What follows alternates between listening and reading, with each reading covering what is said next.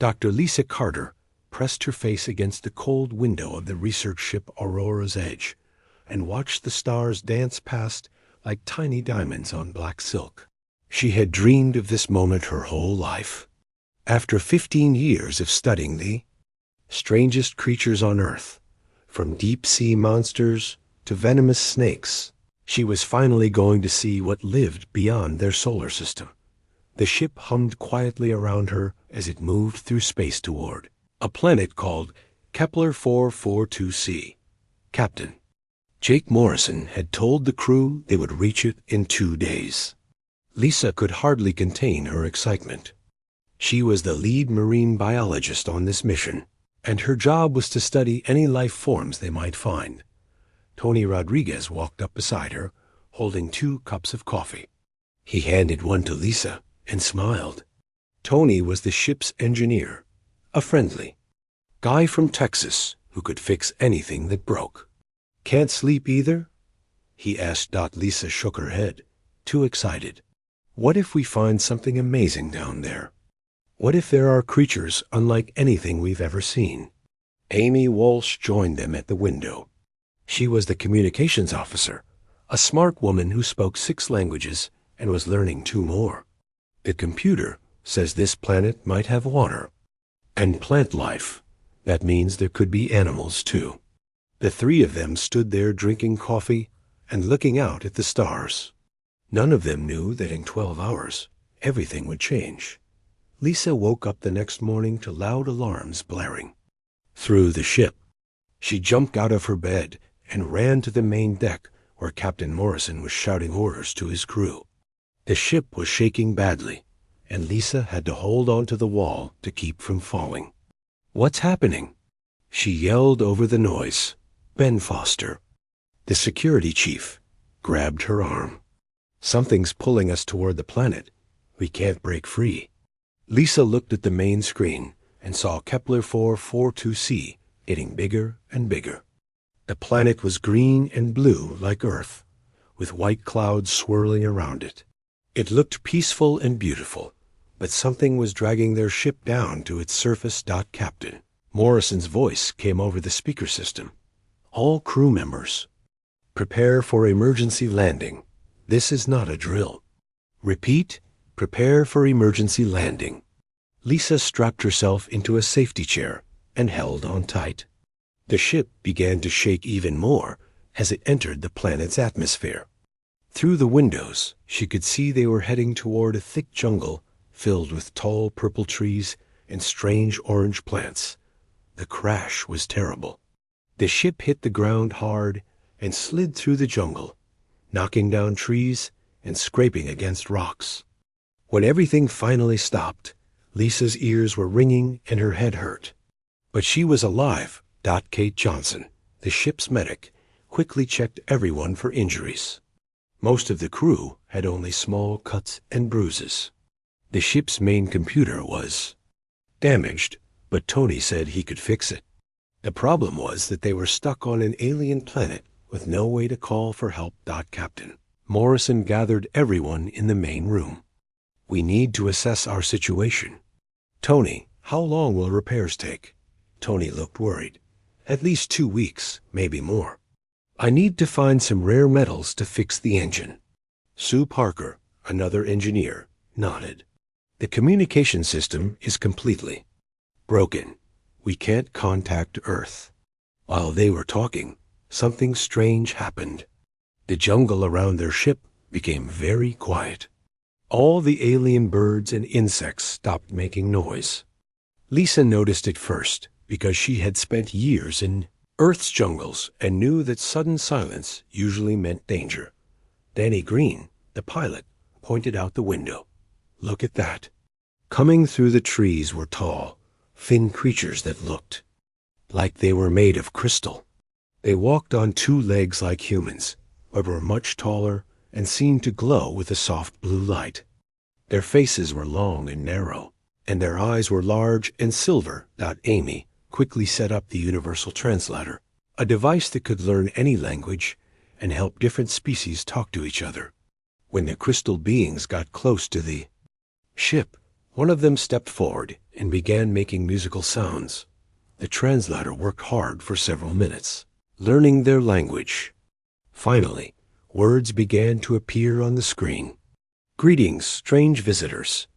We are the Zephyrians. You have crashed in our territory." Captain Morrison stepped outside the ship with his hands raised to show he meant no harm. "We are humans from the planet Earth. Our ship was damaged, and we need time to repair it." The Zephyrian leader tilted his head. "You may stay, but you must be warned. This jungle is home to the Shadow Devourers, the most dangerous creatures in all known space. They hunt at night and kill everything they find." Lisa's heart began to beat faster. As a biologist, she was both scared and curious about these Shadow Devourers. The Zephyrian continued speaking. "They are 8 feet tall with claws like swords and teeth like razors. They can walk through walls, and their bodies drip with acid that can melt metal. Many worlds have been destroyed by these beasts. Entire species have gone extinct because of them." Ben Foster stepped forward. "How do we protect ourselves?" "Build walls of light," the Zephyrian said. "They fear bright lights. But even then, you are not safe. We have fought them for 1,000 years, and still they terrorize us." As the Zephyrian spoke, Lisa noticed how his voice shook with fear. These crystal beings were clearly terrified of whatever these Shadow Devourers were. But Lisa couldn't help feeling curious. In all her years studying dangerous animals, she had learned that most creatures weren't really monsters. They were just trying to survive, like everything else. That night, the crew set up bright lights around their ship and took turns keeping watch. Lisa volunteered for the first shift with Tony. As they sat in the darkness beyond their circle of light, she wondered what these Shadow Devourers really looked like and why they were so feared across the galaxy. 3 days had passed since the crash, and the crew of Aurora's Edge had fallen into a routine. During the day, Tony and Sue worked on repairing the ship, while the others explored the jungle and collected samples. At night, they all stayed close to their bright lights and hoped the Shadow Devourers would stay away. Lisa had been studying the local plant life and smaller creatures. The jungle was full of amazing things she had never seen before. There were flowers that sang when the wind touched them, insects that changed colors like chameleons, and small furry animals that could float in the air like balloons. On the 4th night, Lisa was on watch duty with Amy. They sat outside the ship with their backs against a large supply box, watching the dark jungle beyond their lights. The Zephyrians had built their own camp nearby, and Lisa could see their blue glow through the trees. "Do you really think these Shadow Devourers are as dangerous as they say?" Amy asked quietly. Lisa thought about it. "I don't know. I've worked with sharks, bears, venomous snakes, and crocodiles. People always think they're monsters, but they're just animals trying to live their lives."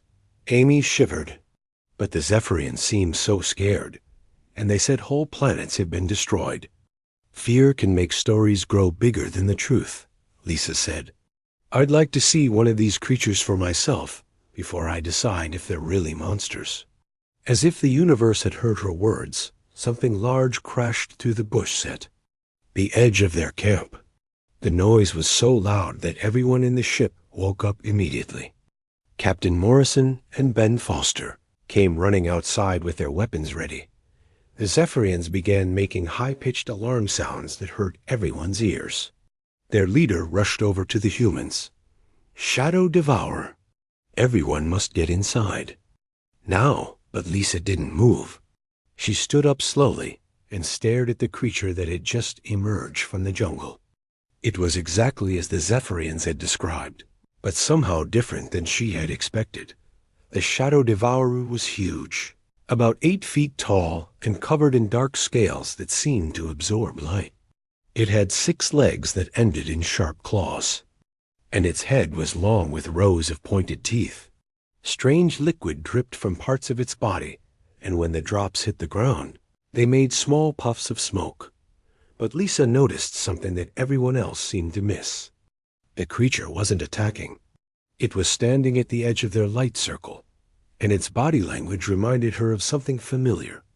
"Lisa, get away from there," Captain Morrison shouted. The Shadow Devourer heard the captain's voice and turned its large head toward the group of humans. Its eyes were bright yellow and seemed to study each person carefully. When its gaze fell on Lisa, something strange happened. The creature tilted its head to one side, just like a curious dog would do. It took a small step forward and stopped when the bright lights hit its face. It made a sound that was supposed to be scary, but to Lisa, it sounded more like a question than a threat. "Oh my God," Lisa said softly. "It's like a giant space puppy trying to look tough." Everyone stared at her like she had lost her mind. Ben Foster grabbed her arm. "Lisa, that thing could kill you in seconds." But Lisa gently pulled away from him. She had spent her whole career reading animal behavior, and everything about this creature told her it wasn't there to hunt. Its posture was curious, not aggressive. The way it kept its distance suggested it was being careful, not planning an attack.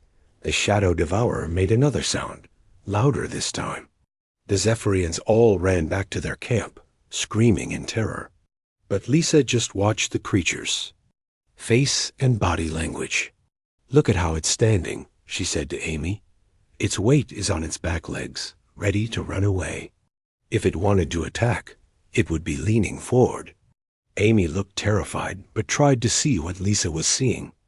"Are you sure?" The creature took another small step forward. This time, Lisa could see that one of its front legs was caught in some kind of thick vine. The alien plant had wrapped around the legs so tightly that it was cutting into the creature's skin. Green blood was slowly dripping from the wound. "It's hurt," Lisa said. "Look at its front left leg." Tony came up beside them, holding a large flashlight like a weapon. "Lisa, please don't do anything crazy." But Lisa was already thinking about what she should do. Every instinct told her that this creature wasn't a monster. It was just an animal that needed help. She had freed trapped bears, helped injured sharks, and even treated sick venomous snakes. This was no different. The Shadow Devourer made another sound, softer this time. To Lisa, it sounded almost like whimpering. The creature was looking right at her, and she could see pain in its bright yellow eyes. "I think it's asking for help," Lisa said. Ben Foster shook his head. "You can't be serious. That thing is a killing machine." "No," Lisa said firmly. "It's a hurt animal, and hurt animals are usually more scared than dangerous." She took a step toward the creature. Everyone behind her started shouting, but Lisa ignored them. She had learned long ago to trust her instincts about animals, and her instincts told her this was safe. The Shadow Devourer watched her approach. When she got closer, it lowered its big head and made a soft rumbling sound. Lisa stopped about 10 feet away and sat down on the ground to make herself seem less threatening. "Hey there, big guy," she said in the same gentle voice she used with scared animals back on Earth. "You're hurt, aren't you? That vine looks like it really hurts."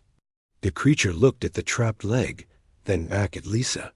It made another soft sound, and Lisa could swear it sounded like agreement out behind her. She could hear Captain Morrison talking quickly into his radio, probably trying to figure out what to do. The Zephyrians were still making alarm sounds from their camp, but Lisa focused only on the injured creature in front of her.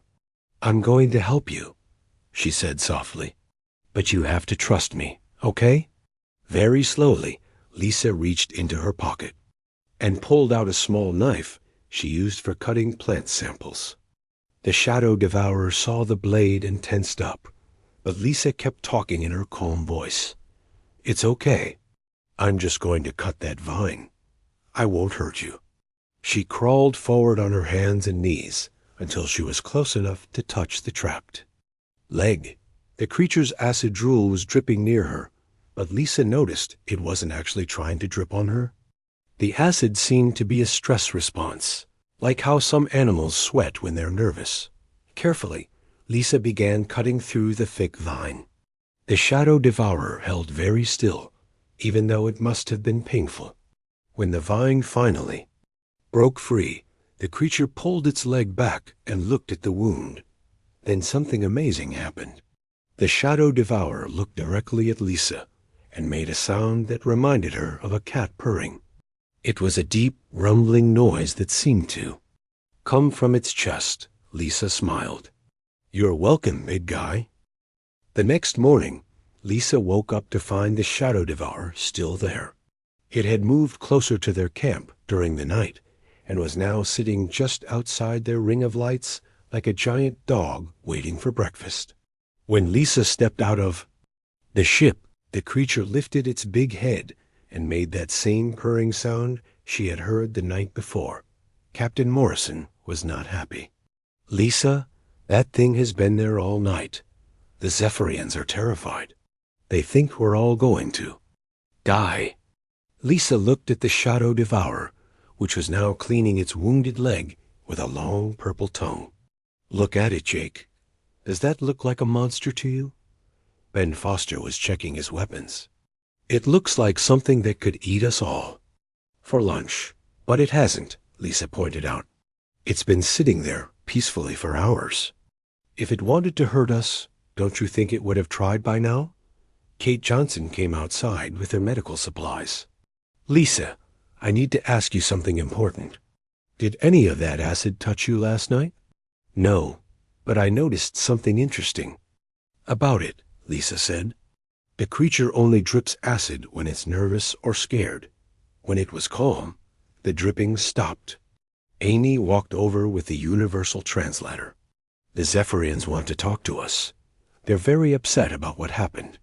The Zephyrian leader approached their camp, but he stayed far away from the shadow devourer.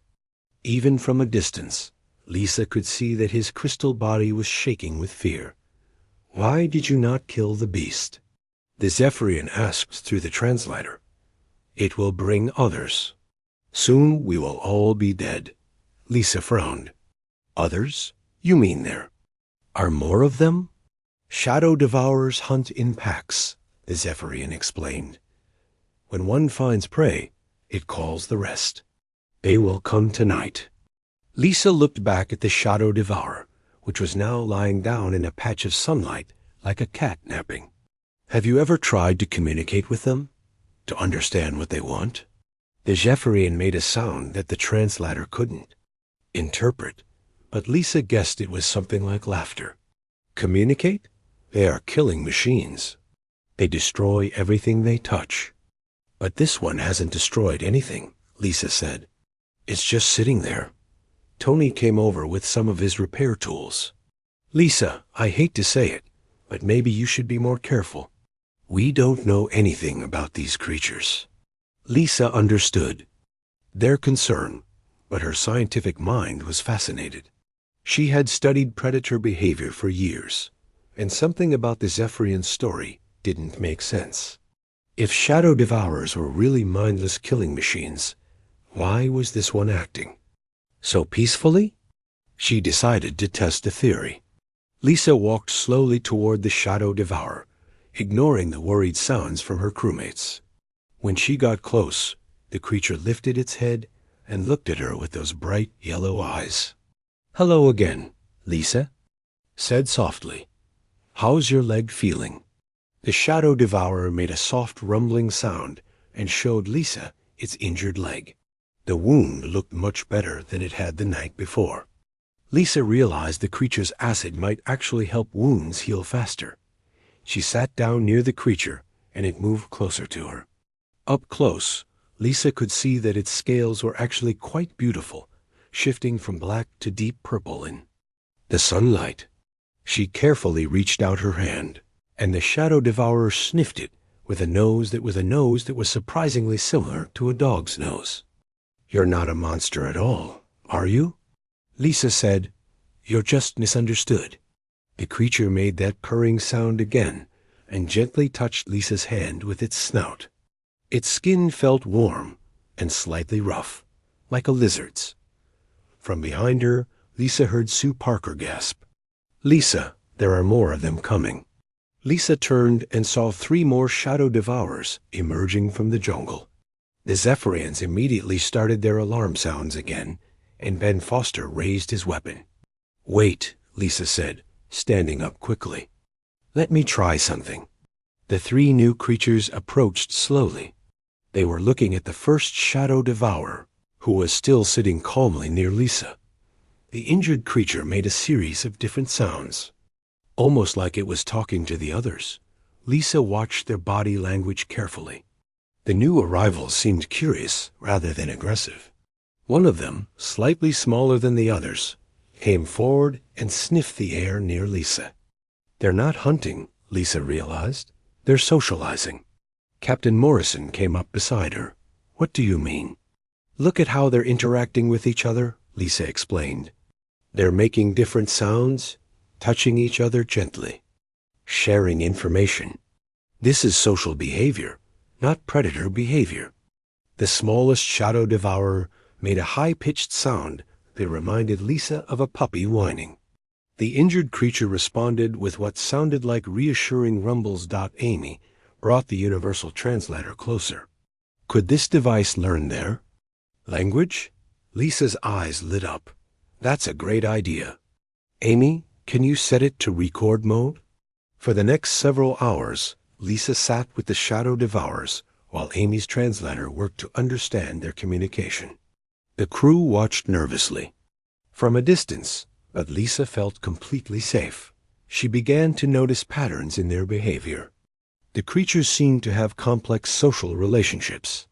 They groomed each other, shared food, and took turns watching for danger. When one of them found something interesting, it would call the others over to look. The injured creature, which Lisa had started calling Cosmo, seemed to be telling the others about what had happened the night before. It would point to its healed leg, then to Lisa, then make gentle sounds. As the day went on, more shadow devourers arrived. Soon there were 8 of them around the human camp. The Zephyrians were so terrified they had moved their camp much further away, but Lisa noticed something important. The shadow devourers weren't threatening anyone. They were just curious about these strange new visitors to their planet. When evening came, Tony called out to Lisa, "The universal translator has been working all day. I think it's figured out some of their language." Lisa hurried over to look at the screen. Words were starting to appear as the shadow devourers made their various sounds. "Safe now" appeared when Cosmo made his purring sound. "New friends" showed up when the smaller one made its high-pitched noise. "Help hurt" was translated when they touched each other's wounds. Lisa felt tears in her eyes. These weren't monsters at all. They were intelligent, social creatures who had been completely misunderstood. She turned to Captain Morrison. "Jake, I think we need to have a serious talk with the Zephyrians. There's been a terrible mistake." The Zephyrian leader refused to come close enough to see what Lisa had discovered, but he agreed to communicate through the radio from his distant camp. "The beasts are planning to kill you all," he insisted. "They are waiting for the right moment."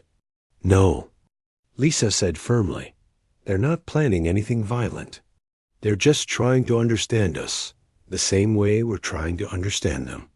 She looked at Cosmo, who was now lying contentedly in the grass near her feet. "I think the problem is that every other species that met them was so scared that they attacked first. The shadow devourers were just defending themselves." The Zephyrian was quiet for a long moment. Finally, he said, "That is impossible. They are the nightmares of the galaxy." "Maybe," Lisa said, watching as 2 of the creatures played together. "Like puppies. But I think they're about to become something very different." By the end of the first week, Lisa had learned to communicate with the shadow devourers using a combination of the universal translator and simple gestures. What she discovered amazed everyone on the crew, except maybe the Zephyrians who still refused to believe it. The Shadow Devourers were not just intelligent, they were highly advanced in ways that no one had expected. They had names for each other, family relationships, and even something like art. They would arrange colorful stones in beautiful patterns, and seemed to enjoy creating things together. Cosmo had become Lisa's constant companion. The big creature followed her everywhere, and Lisa found herself talking to him like she would talk to a pet dog back on Earth. The other crew members were getting used to seeing the 8-foot-tall nightmare beast carrying Lisa's equipment or sitting patiently while she took notes. "This is still really weird," Danny Green said one morning as he watched Cosmo help Lisa collect plant samples. The Shadow Devourer was carefully holding a specimen bag in his mouth, while Lisa examined some unusual flowers. "Weird, but amazing," Kate Johnson added. She had been studying the Shadow Devourer's acid secretions and found that they had incredible healing properties. Their acid isn't a weapon at all. It's medicine. They use it to heal wounds and cure infections. Sue Parker looked up from her repair work. "The smaller one, buddy, has been bringing me rare metals I need for the engine." "I think they understand we're trying to fix our ship," Lisa smiled. She had given names to several of the Shadow Devourers, and the crew had started using them too. Besides Cosmo and Buddy, there was Luna, a graceful female with silver markings, and Rex, the largest male who seemed to be the pack leader. Tony wiped sweat from his forehead. "With the metals Buddy found, I can have the ship ready to fly in just a few more days." The thought of leaving made Lisa feel sad. She had grown attached to Cosmo and the other Shadow Devourers. They had taught her so much about intelligence and friendship across species barriers. Amy came running over with the translator device, looking excited. "Lisa, you have to hear this.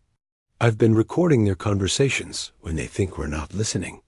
She played back a conversation between Cosmo and Luna. The translator worked to convert their sounds into words. "The small, soft ones are different," Cosmo's voice said. "They do not fear us like the crystal beings do." "The healing female helped your leg," Luna replied. "She has the gift of understanding." "We should protect them," Rex's deeper voice added. "They are special. They see us as we truly are." Lisa felt tears in her eyes. They want to protect us. That evening, Lisa decided it was time to bring the Zephyrians and Shadow Devourers together properly. She convinced Captain Morrison to help her arrange a meeting between the two species, with the humans acting as mediators. The Zephyrian leader agreed to meet only because he trusted the humans, but he brought several warriors with him and stayed as far away as possible from the Shadow Devourers. Lisa stood between the two groups with Cosmo beside her. The big creature seemed to understand how important this moment was and sat quietly, trying to look as unthreatening as possible. "I want to show you something," Lisa said to the Zephyrian leader. She gestured to Cosmo, who gently placed a beautiful crystal formation at her feet. "This is a gift. The Shadow Devourers have been bringing us gifts for days." The Zephyrian leader stared at the crystal. "That is a sacred healing stone from our most holy temple. It was stolen from us decades ago." Rex, the pack leader, made a series of sounds that the translator converted to words. "We found many shiny rocks in old places. We thought the soft ones might like them." Lisa realized what had happened. They weren't stealing from you. They were just collecting pretty things they thought we might enjoy. When they found these crystals in some ancient ruins, they brought them to us as presents. The Zephyrian leader looked confused, but they attacked our villages. They killed our people. Luna made a sad sound. The translator showed her words. The crystal beings always screamed and threw fire at us when we tried to greet them. We thought they wanted to fight. We only defended ourselves. Amy stepped forward with her translation device. "I've been studying the historical records from both sides. Every encounter between your species started the same way. The Zephyrians saw the Shadow Devourers and immediately attacked because they were afraid. The Shadow Devourers fought back to protect themselves. Ben Foster, who had been very suspicious of the creatures at first, spoke up. "I've been watching them for a week now. They're not aggressive at all. When my weapon accidentally went off yesterday, they all moved to protect the children in their group, not to attack us." The Zephyrian leader was quiet for a long time.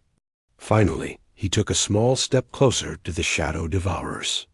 Rex noticed the movement and made a gentle sound that the translator showed as, "Welcome, crystal friend." "They can talk," the Zephyrian whispered in amazement. "They've always been able to talk," Lisa said gently. "Your people were just too frightened to listen." Over the next few days, with the humans helping to translate and mediate, the Zephyrians and Shadow Devourers began to get to know each other properly for the first time in their history. The Shadow Devourers returned all the crystals and artifacts they had collected from ancient Zephyrian sites. The Zephyrians learned that the Shadow Devourers had actually been protecting these ruins from damage by weather and other creatures. Kate Johnson discovered that Shadow Devourer acid could cure a disease that had been killing Zephyrian children for generations. In return, the Zephyrians shared their advanced technology and knowledge of the galaxy. Lisa watched all of this happening and felt proud of what they had accomplished. But she also felt sad because their ship was almost ready to leave. On their last night on the planet, Cosmo brought Lisa a special gift. It was a small piece of metal carved into the shape of a star, with tiny crystals embedded in it that made it sparkle in the light.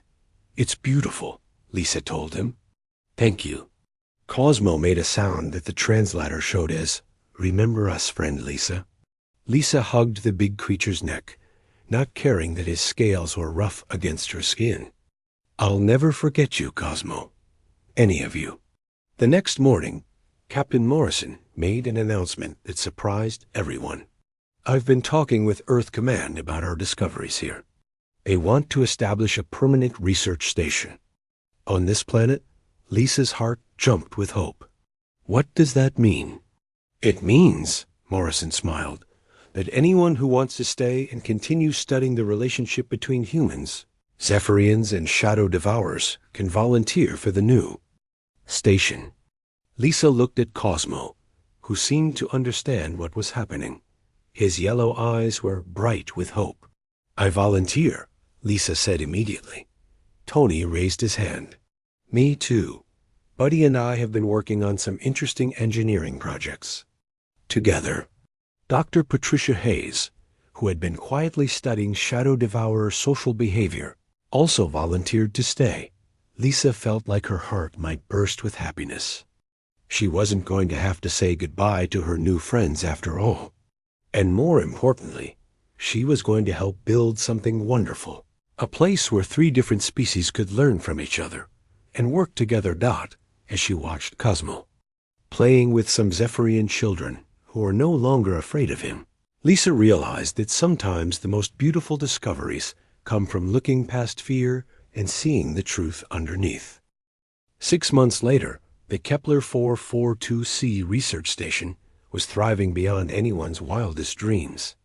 What had started as an emergency crash landing had become the most successful interspecies cooperation project in galactic history. Lisa walked through the main complex, which had been built using a combination of human engineering, Zephyrian crystal technology, and Shadow Devourer construction techniques. The building was both beautiful and practical, with walls that could change color based on the mood of the inhabitants, and rooms that adjusted their temperature automatically. Cosmo padded along beside her, carrying a bag of research equipment in his mouth. Over the months, he had learned to be incredibly helpful around the station. He could reach high places that humans couldn't.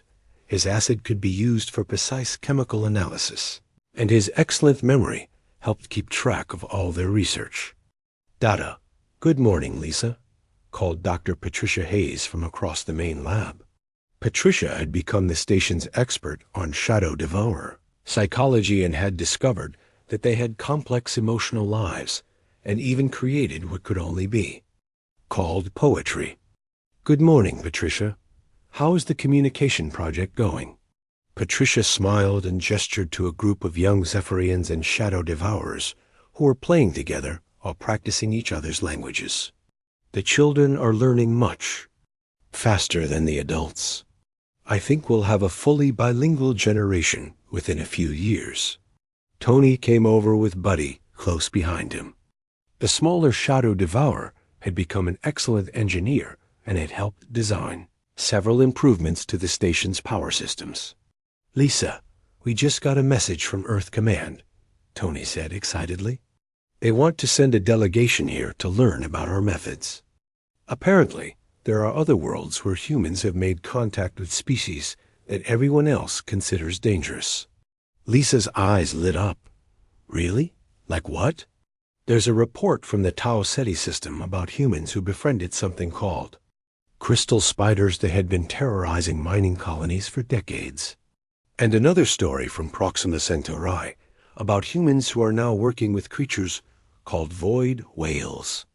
Amy Walsh, who had decided to stay at the station as the head of communications, joined their conversation. "I've been getting messages from all over the galaxy. Other species want to know how we did it, how we turned the most feared predators in known space into allies." Lisa looked at Cosmo, who was patiently waiting for her to finish talking so they could continue their morning walk. "I think it's because humans have a different relationship with dangerous things. On Earth, we learn to live with wolves, bears, sharks, and venomous snakes. We don't automatically assume that something dangerous is evil." Kate Johnson approached them with a small group of Zephyrian healers. "Lisa, we need to talk to you about something important. The Galactic Council wants to meet with you." The Galactic Council? Lisa had heard of them, but never imagined she would have any reason to interact with such an important organization.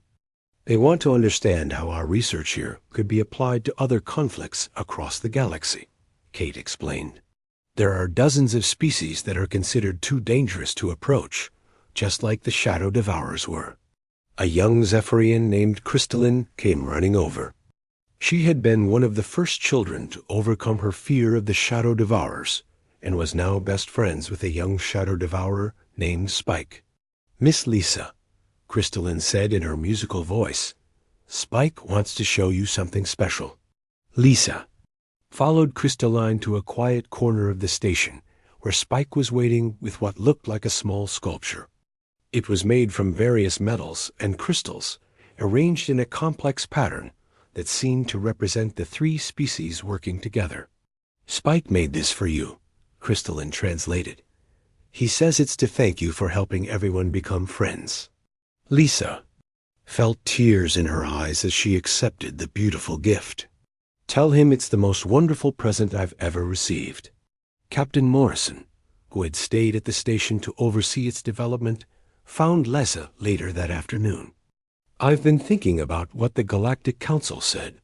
Are you interested in starting something bigger than just this research station?" "What do you mean?" "What if we created a special division of human explorers whose job is to make contact with dangerous species that other civilizations are afraid of? We could call it the Human Xenobiological Diplomacy Course." Lisa's heart began to race with excitement. "You mean travel to other worlds and help solve conflicts like we did here?" "Exactly. Earth Command is already interested in the idea. They think humans might have a unique gift for this kind of work." That evening, Lisa sat in her favorite spot on the station's observation deck, with Cosmo curled up beside her like an enormous cat. She was writing in her research journal, documenting everything they had learned about building relationships across species barriers. Luna and Rex were playing with some Zephyrian children in the garden below, while Buddy was helping Tony install some new equipment. The sight filled Lisa with warm happiness. She wrote in her journal, Day 183. "Today, I realized that what makes humans special in the galaxy isn't our technology or our weapons. It's our ability to look at something scary and think, I wonder if we could be friends. This simple change in perspective has turned enemies into allies and fears into friendships. Amy came out onto the observation deck with a cup of tea. The Galactic Council sent their final message. They want you to head up the new xenobiological diplomacy corps. You would travel to different worlds and help solve interspecies conflicts. Lisa looked at Cosmo, who was watching her with his bright yellow eyes. What do you think, big guy? Want to help me teach the galaxy that monsters are just friends we haven't met yet? Cosmo made his happy purring sound and nuzzled her hand with his snout. 2 weeks later, Lisa stood on the bridge of a new ship called the Friendship, specially designed for diplomatic missions to dangerous worlds. Cosmo was with her, along with Patricia, Tony, and several volunteers from both the Zephyrian and Shadow Devourer communities. Their first mission was to a world where something called iron hornets had been attacking settlements for 50 years. The local government had asked for help after hearing about the success on Kepler-442c. As their ship approached the planet. Lisa felt the same excitement she had felt when she first saw Cosmo emerge from the jungle. Somewhere down there were creatures that everyone considered monsters, but Lisa was willing to bet they were just misunderstood. Are you ready for this? Patricia asked. Lisa smiled and patted Cosmo's head. The big creature had become not just her friend, but her partner in showing the galaxy that fear and understanding could not exist in the same space. Ready, Lisa said. Let's go make some new friends. The ship descended toward the planet's surface, carrying with it the hope that somewhere in the universe there was no such thing as a monster. Only creatures waiting for someone brave enough to see past their frightening appearance to the intelligence and emotions underneath. Behind them, Kepler-442c continued to thrive as a symbol of what was possible when different species chose cooperation over conflict. And in research stations across the galaxy, scientists were beginning to ask a revolutionary question. What if the things we fear most are actually the friends we need most? Lisa's journal entry that night read, Day 1 of Mission 2, Cosmo brought me another crystal today, this one from our new ship's mineral collection. I think he's starting a new tradition of giving me gifts at the beginning of each mission. It's both adorable and slightly concerning from a professional standpoint, but I wouldn't change it for anything. Tomorrow, we meet the Iron Hornets. I have a feeling they're going to be just as wonderful as everyone else we've met.